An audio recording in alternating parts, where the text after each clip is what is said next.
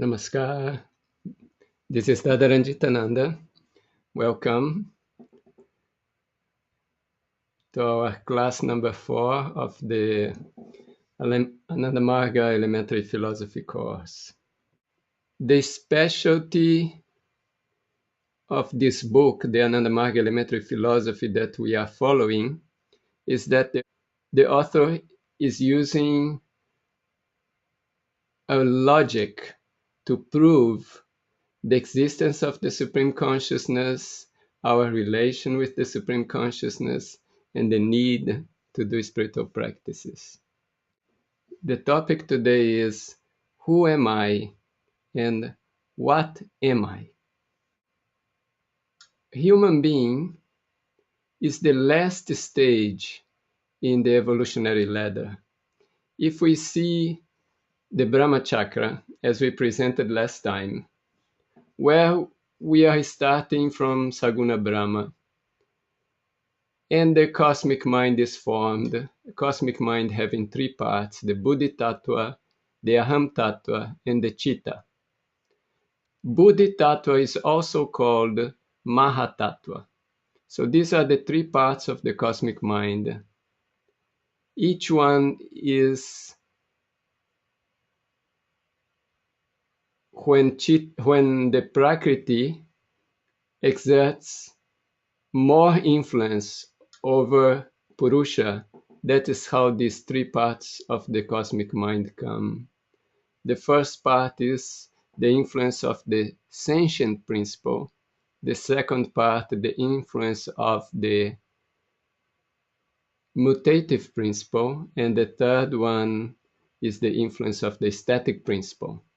And then if the influence of the static principle is continuing, then the five fundamental factors get created, which is ether, air, luminous factor, liquid factor, solid factor.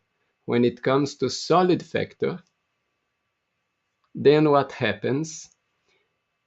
It's the crudest point. And the specialty of the solid factor is that it can be divided. So at this point, it gets divided into many beings, each being having its own unit consciousness. So in the undeveloped beings, the unit consciousness is not very reflected.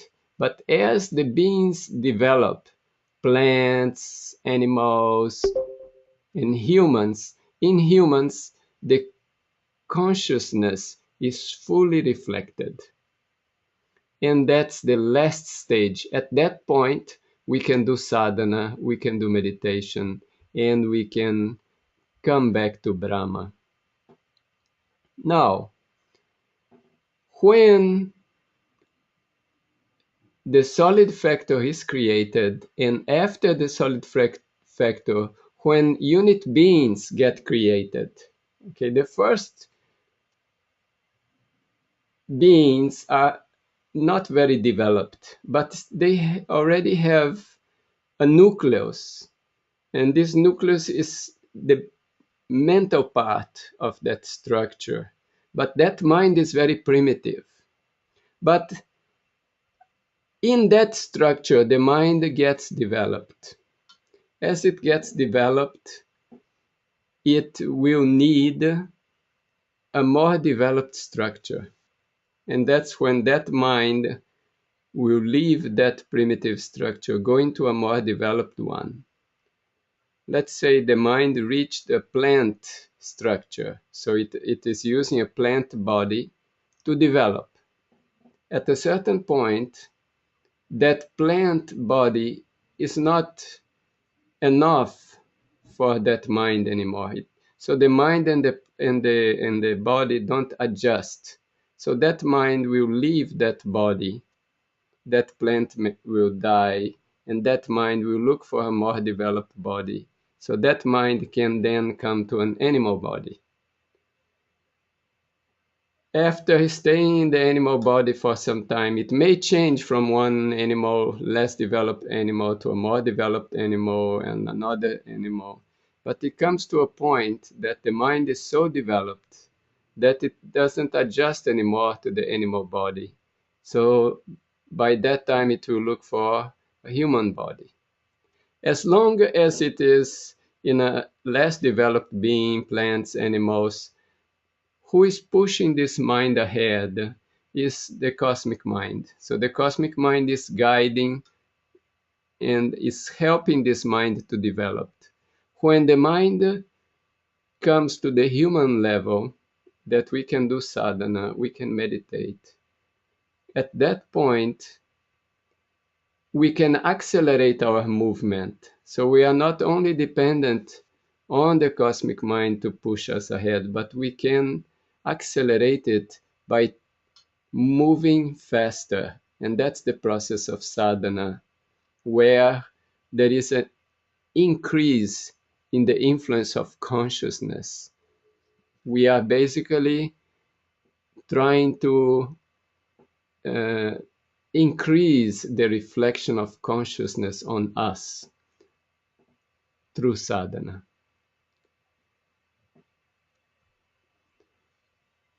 So human beings, the most developed being on this planet,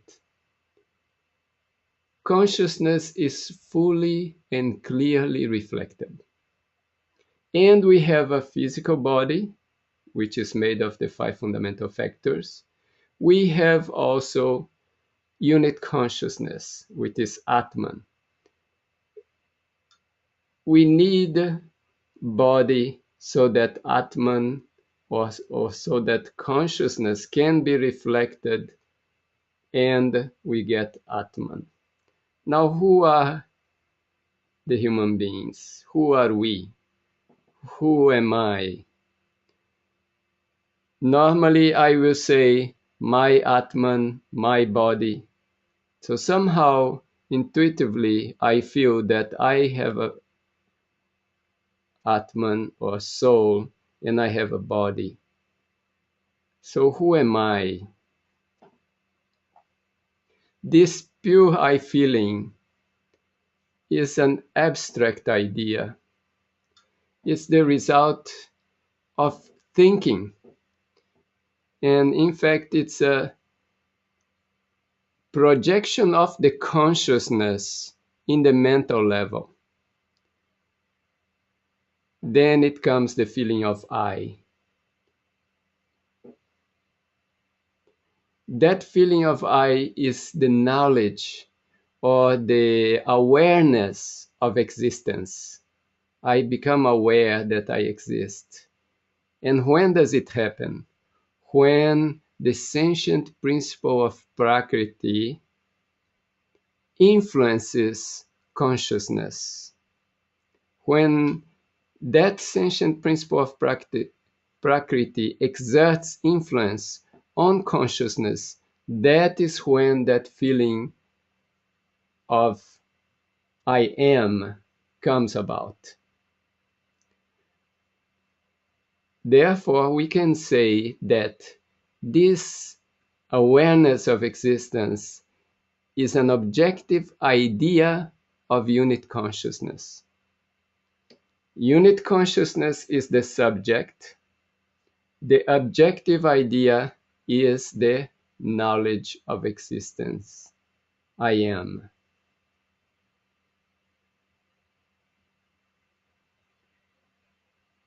A philosophical point here.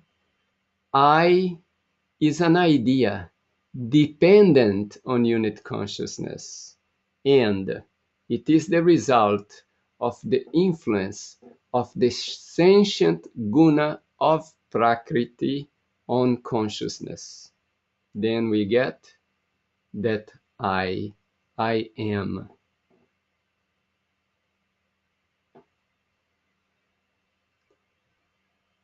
That is not the unit consciousness. That is the Buddhi Tattva, the first part of the mind. So we have unit consciousness. Now Prakriti, with its sentient principle, is exerting influence on that unit consciousness. What do we get? Mahatattva, Buddhi Tattva. And that is a part of the mind, and that is the individual entity. That is the individual entity, the I am. Three parts of the mind: Buddhi Tattva, Aham Tattva, and Chitta. The first one comes about because of the influence of the sentient principle of Prakriti. The second one comes about because of the influence of the mutative principle of Prakriti. And the third one, Chitta, comes about due to the static influence, due to the influence of the static principle of Prakriti.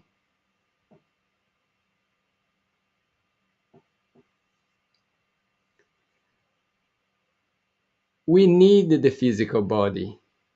Without the physical body, the unit consciousness will not get reflected. So it only gets reflected when there is a physical body. We need this body. It's a very valuable thing. For spiritual progress, the physical body is very important. And human body is the most valuable body. And there are so many beings in this planet, and there is a limited number of human beings. This body of a human being is difficult to get. And when we get it, as we saw during the last presentation, we have to use it to move towards the goal. Therefore, spiritual practice is very important in human life. If a human being is doing spiritual practice, that's following the human dharma. If it is not doing spiritual practice, just existing, there is not much difference between that human being and an animal. So at that point, one is not really using the advantages of the physical body of a human being.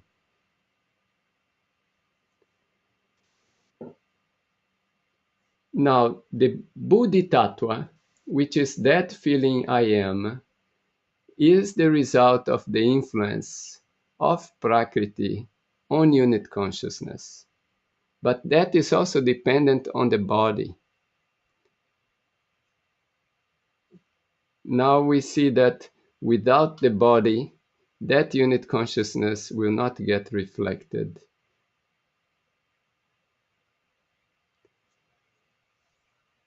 Now, the physical body, we have the tendency to identify ourselves with the body. Why? Because that feeling of Bodhisattva, that feeling of I am, is all over the body. Bodhisattva permeates every cell of the body. So every cell of the body we are connected to, and we feel that is me. Let me put a question to all of you. The first statement was, the cosmic mind has three parts: Chitta, Aham Tattva, and Buddhi Tattva. That's correct. The cosmic Chitta, cosmic Aham Tattva, cosmic Buddhi Tattva, and that's correct. So 25% of you thought that it was wrong. But I have mentioned a few times that both our mind and also the cosmic mind both have these three parts. Okay, the next one was, the I feeling is a mental projection of consciousness. Everybody thought it is correct, and it is correct. That's good. The next one, the unit mind has three parts: Chitta, Aham Tattva, and Buddhi Tattva. That's also correct. And 13% of you thought it was wrong. Now, plants don't have Atman or consciousness, only humans have. That's wrong, and 50% of you said it's wrong, so that's good. And every being has consciousness, because Consciousness, all right, every being is made of the five fundamental factors. We already saw that even in ethereal factor there is consciousness. So if there is consciousness in ethereal factor and all the beings are made of the five fundamental factors, there must be consciousness in every being. No being will exist without consciousness. Now the thing is that consciousness in human beings is more expressed because it's clearly reflected, and in other beings is less reflected, so less expressed, but it is there. And the last one, only when solid factor is created can unit beings be created. 13% thought it was wrong, but it is right, because before you have solid factor, you cannot have unit beings because you cannot divide it. Imagine liquid factor. If you put a glass of water and another glass of water in a container, they will merge together and become one. If you want to separate, if it's two ice cubes, that's solid, they will be separated.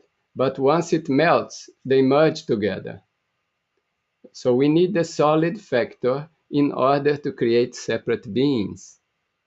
Therefore, every body has five fundamental factors, solid being the last one. Okay, now let's go over again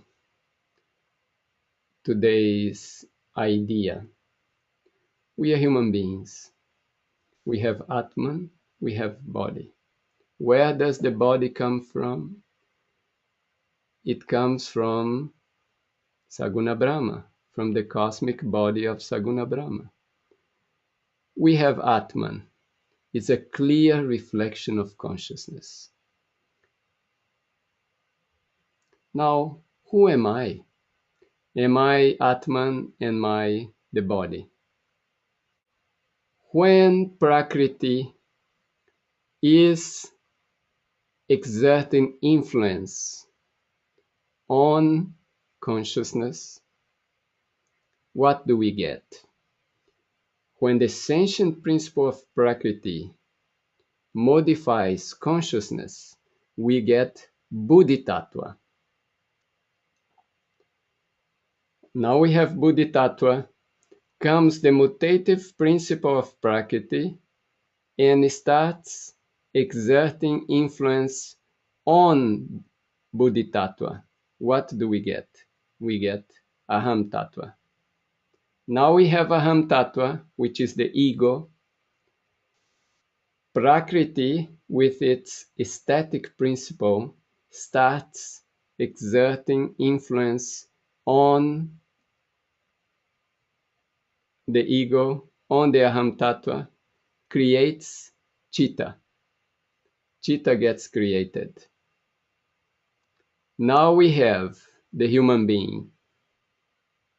Atman, then Buddhitattva, Aham Tattva, Chitta, and body. The knowledge of existence comes here in Buddhitattva. That's where the knowledge of existence comes.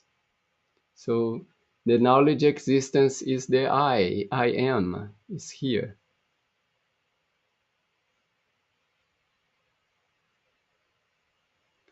And that I in Buddhitattva is the mental projection of consciousness.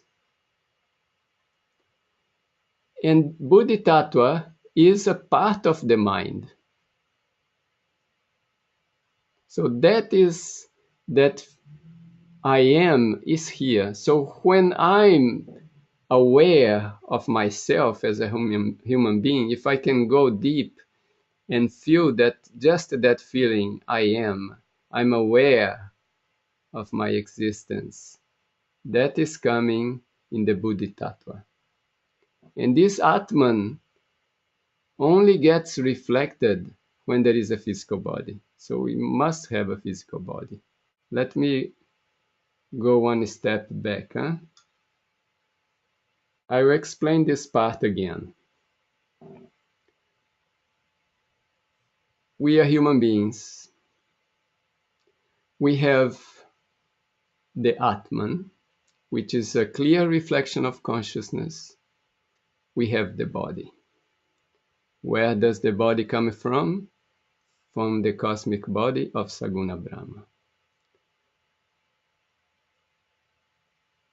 So who is the I? Is the I the Atman? Is the I the body? When Prakriti is influencing consciousness, is qualifying consciousness, when the sentient principle of Prakriti qualifies consciousness, we get the Buddhi Tattva, which is the first part of the mind. When the mutative principle of Prakriti qualifies the Buddhi Tattva, we get the Aham Tattva, which is the ego. When the static principle of Prakriti qualifies the Aham Tattva, we get the Chitta. Now in this diagram here, then we have the Buddhi Tattva, Aham Tattva, and Chitta is the mind, the Atman, and the body. So who is that I am?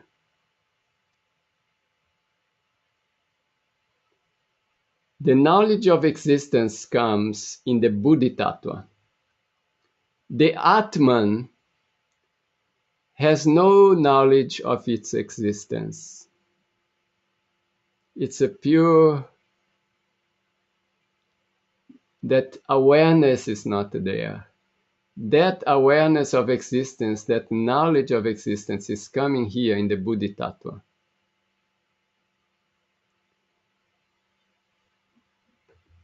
And that is my awareness of existence at this level, Buddhi Tattva. And the Atman only gets reflected when there is physical body.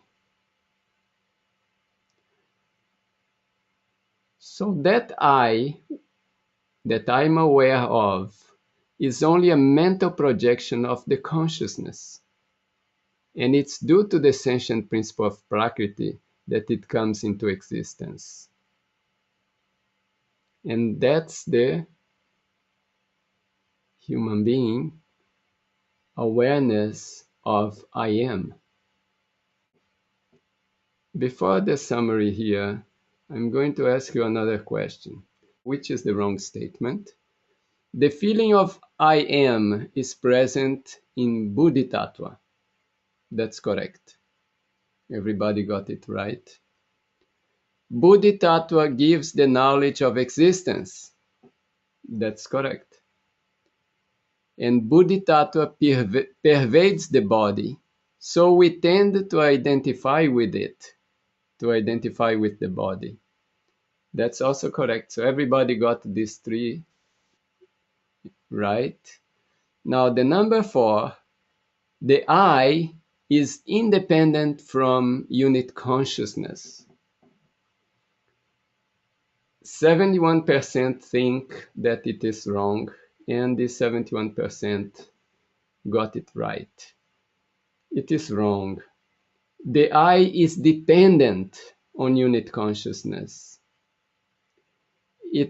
If there is no unit consciousness, that I will not exist. So the cause of that is unit consciousness. And the last one, the I we identify is really Buddhi Tattva, not consciousness. This is correct. We identify with the I that is projected in the Buddhi Tattva. So that's the I we identify with. So this is correct. So the wrong answer here was the number 4, and 71% of you got it. Let me do a summary here, and let's see if it removes any confusion. We are human beings. We have unit consciousness. That's the Atman, the soul. The soul, what is it? A reflection of the cosmic consciousness on our mental plate. That creates the unit consciousness. Okay. That I coming from consciousness, okay, that I coming from consciousness gets modified or qualified by Prakriti. First is the sentient principle of Prakriti qualifying that I and brings that I to the point of I am. When it gets to the point of I am, that's when I'm aware of my existence. So when we say, okay, what is this sense of awareness of existence of a human being? Where is it? It is in the Buddhi Tattva. It's only when Prakriti exerts its influence on consciousness and creates the Buddhi Tattva. That's when that I am comes. That in pure consciousness, there is no, let's say, no form, no shape, no nothing. It's just like infinite, no vibration. That's infinite consciousness. That's consciousness. For us to be aware that we are, I am, has to be some vibration there. So that vibration is given by the sentient principle of Prakriti. It is vibrating consciousness, and that vibration is I am. And that's our awareness of existence. So it all happens at this level of Buddhi Tattva. When Prakriti continues vibrating that consciousness, and now it's the action of the mutative principle of Prakriti, then that's when Aham Tattva is created. And the Aham Tattva is the I that works. Is if I want to do this and I want to do that, and I do this and I do that. That desire to work, to do something is coming on the ego, on the Aham Tattva. Why do we say that we have to surrender our ego in spirituality? Surrendering the ego is the Aham Tattva gets merged in the Buddhi Tattva, in the I am. And that's going deeper in the meditation. Now, instead of remaining at the level of Aham Tattva, going to the level of Buddhi Tattva. A last statement, and after that we go for your questions. So if you didn't get the point of the class today, then you can ask. So the last statement is a quote from the book. A human being's feeling of I is neither his or her unit consciousness, nor his or her body. Neither Atman nor body.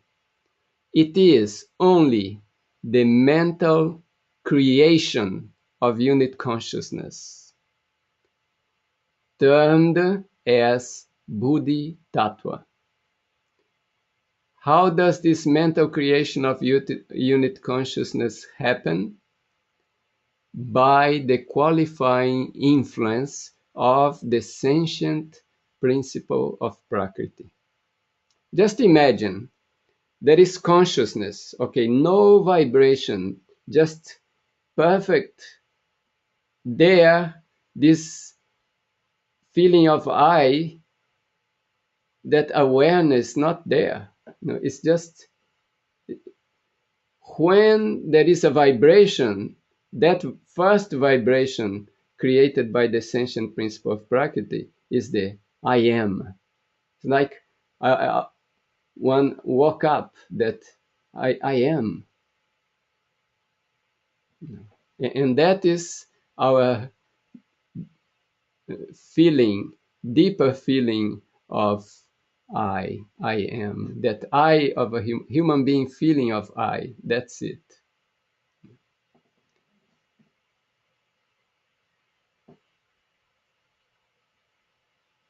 So now I can take questions. And let me go back to the diagram here. In this diagram, we have the human being and we have the Atman, which is the clear reflection of consciousness. Here we have the mind, three parts. Here we have the body. Okay? So this I, that feeling of I as a human being, where does it come from? Because in Atman, Atman is not thinking it is a human being. So who is thinking I'm a human being? Where does this feeling I'm a human being is coming from? It's coming from here, from Bodhisattva. The feeling of I that exists in the Atman is not saying I'm human being. That feeling there is feeling I'm cosmic consciousness. In sadhana, if we can suspend the chitta into the aham, then deeper sadhana we are suspending the aham into the Bodhisattva, and then the Bodhisattva into the Atman. At that moment, when we are reached to the Atman level, the feeling I that I'm getting is the feeling of I am cosmic consciousness. Now, the feeling I'm a human being is coming in the Bodhisattva. Okay, there is one question. The question is, what does the ego do? Why is it important? All right, so keeping the same diagram here. The ego is here, aham tattva. Okay, aham tattva is the ego. The ego is the I that works, because the I in Bodhisattva is just I am. It's just that awareness of existence, I am. Doesn't do anything. The aham tattva, the ego, is the I that does. So what's the importance of it? Everything that we do in our life to maintain our existence, I want to do sadhana, everything starts with the ego. The chitta, this part of the mind, it takes the shape of what the aham, which is the ego, want. So now the aham, or the ego, is attracted to the external world. So the chitta is receiving vibrations from the external world, is receiving tanmatras. Tanmatras are coming from various objects. Suppose we had Baba's birthday celebration yesterday, and we had a nice pie. Okay. So the tanmatras from the pie are coming and are modifying creating a shape in my chitta. And my aham, my ego, is being attracted to it. But then we think, no, we have to do meditation. So that ego is the one thinking, using that discrimination capacity is thinking, ego is, I'm going to do meditation. So now it's closing the eyes, closing the chitta from receiving the tamatras of the external world. And now chitta is taking the shape of first your process of meditation. So in your visualization with the aham is making the chitta take the shape of your bhuta shuddhi. Now you are doing bhuta shuddhi. After you do bhuta shuddhi, which is the first part of the Ishvara Pranidhana, you did the bhuta shuddhi. What's the next one? You are doing asana shuddhi. So you did asana shuddhi. You are going deeper into your meditation. And what's the next one? You are going to do chitta shuddhi. What is that chitta shuddhi? Now you are going to suspend the chitta. Chitta will get suspended into aham. See the process of meditation? You are going in. First, chitta is taking the shape of so many external things. You have so many thoughts, so many ideas are going in your mind. So you are starting by removing the chitta from the 5 fundamental factors. And that's the bhuta shuddhi. The 5 fundamental factors, they carry tanmatras.